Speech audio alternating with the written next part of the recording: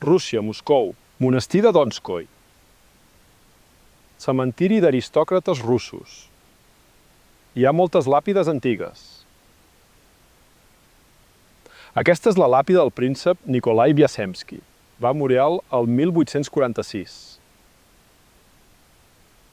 Làpida sepulcral feta de granit vermell, fet en forma d'urna cònica. La làpida està muntada sobre un suport de formigó, fet de molt alta qualitat. Superfície de granit llisa, processament perfecte. No hi ha cap costura entre les diferents parts de la làpida.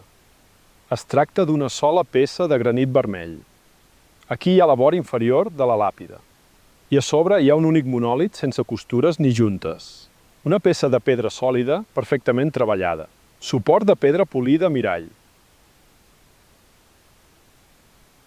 A l'estant hi ha una làpida de granit negre.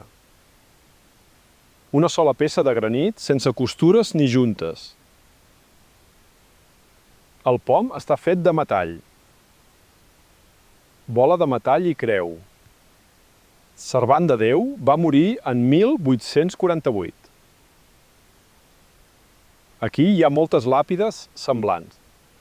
Les làpides tenen una forma geomètrica complexa, però les làpides són monolítiques, fet d'una sola peça de granit. I polit fins a la brillantor d'un mirall. Fa 200 anys, la gent feia fàcilment làpides de pedra complexes.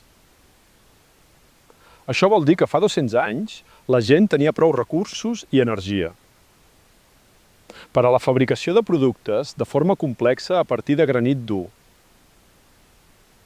Van fer molts d'aquests monuments. Fa 200 anys, la gent tenia un nivell d'energia i tecnologia no pitjor que avui. Les làpides antigues ens ho diuen.